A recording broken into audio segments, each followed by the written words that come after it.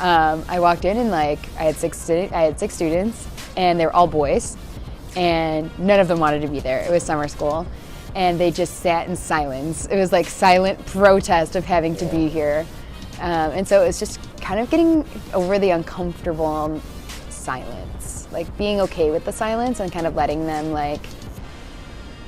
be uncomfortable until the point where they were ready to like engage. So I think that was like a powerful moment for me as a teacher, learning to be okay with quiet. Like quiet in a classroom is okay. Yeah. And that it's not like somehow like a failure of mine, but like in filling that space and not allowing them to like grow, that would be a failure. You know, like day one, I definitely had that one student that was just gonna be like, yeah, you can tell me to put my phone away, but as soon as you turn around, I'm gonna have it back out, or things like that. And so, yeah, so going in, I had this expectation that like, well, you know, I'm the teacher and they're gonna listen to me because that's kind of implied that they have to. They definitely don't. And you could kind of seem like a pushover, as like terrible as it sounds. So my core member advisor has been really, really like influential in kind of helping me develop my own like teaching style and kind of really help me through my professional development training. The younger teachers in particular, I'm a little bit older. This isn't my first job and I'm not right out of college. And so I am a little bit more comfortable with like, if you don't have to like me, but you have to respect me. Yeah. And I think if you respect me long enough, you'll see that I respect and I care about you, and eventually we can form that relationship. And that's something that's kind of happened in my classroom this week. Like first day, I think total like 150 words were said by all of the children in my classroom. And there was like a somewhat, I wouldn't say adversarial, but definitely like I was like gonna hold them to a standard. And so it was like, no, we're gonna do that again until it's right. And I think they kind of resented it in the beginning. But we got to a place today where like they really started to open up, and we talked about like someone who wants a pet llama and the geography of where I'm from. Like they've never left Texas. And so in our mapping activity, our graphic mapping activity, we used Chicago. Like, how do I get from Chicago to San Antonio? And like really building those relationships. But I think for those relationships to be healthy, teacher-student relationships requires the respect to be there. For sure. And like that's part of classroom management. I would say the first day was a little rough, right? You know, you're coming in, you're trying to just figure out and like setting like classroom norms, like does the seating like arrangement work? Are like kids like following the lesson? How can we like tweak it so like more kids can be more engaged? You're coming in like not as knowledgeable, and so you have to just like angle it.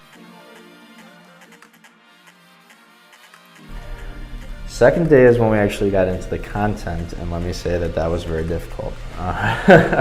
I never knew that I'd have such a hard time explaining place value charts.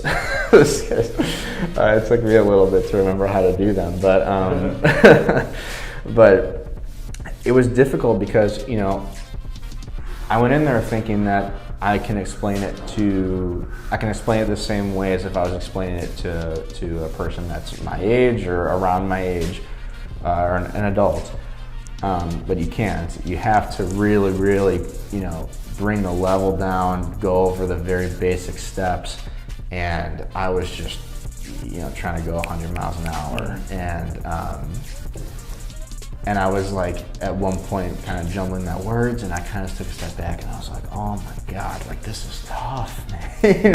I definitely need to get better at like explaining concepts in like kid-friendly versions. It is so hard, especially coming out of college. Like you like even today, I forget what word, I think I said the word like encounter, and they were like, what? Like, so I'm like, oh my goodness. I'm like, so just kind of like remembering to kind of like put on my kid hat before I enter the classroom and just kind of think like, okay, if I was a second grader, how would I be able to understand like how to do division, how to do like multi-step addition and subtraction problems? Like what terms would I use so that I, as a second grader, would be able to like soak in that knowledge and apply it to a variety of scenarios. Nice. So it's been really, really hard to do that. I'm very much a grown up, and you know, I'm an adult, and so it's kind of like trying to balance like these two different like roles at the same time to make sure your students are learning. My FA, which is the teacher that is normally has the room and has those kids, they monitor us, and awesome dude. He pulled me aside and he's like, "You're all right?" I'm like, "No, I'm fine. It was just tough." And he's like, "You got to remember something, man. I've been doing this for 6 years, and I feel that way every other day. Like every single teacher, you're gonna walk out of the classroom sometimes feeling like, that was awesome. I'm literally the best teacher in this school. You guys should all learn from me. And then some days you're gonna be like, I shouldn't even work here. Like I should not even have this job. It's just, that's part of it. So it's just an okay day, and I think like maybe that's a good thing to know about teaching is that like, I don't know, I don't always think perfect days exist. I always think you can grow as an educator, as a teacher, like there's always more that you can improve on.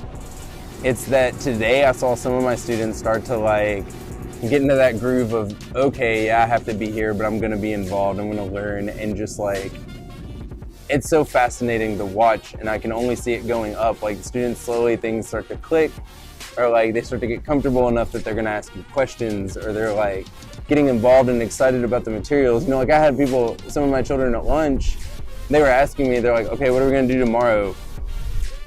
And I think that's really good, that's really interesting, and it's something I want to encourage. Like I'm glad that they're inspired enough and that they're happy enough and they're engaged enough that they want to know what's coming next. And so just continuing to like foster that atmosphere, like I'm definitely trying to teach towards a certain community ideal within my room, and it's slowly starting to come together, and I think we'll get there. So I went home last night and I was kind of like, looking at the lesson plan and thinking, now that I, relating back to what I said before, now that I have this structure and I kind of know how the class works, how can I edit this lesson plan, or at least my outline, to fit the best, or to fit the way that's going to, help them learn best.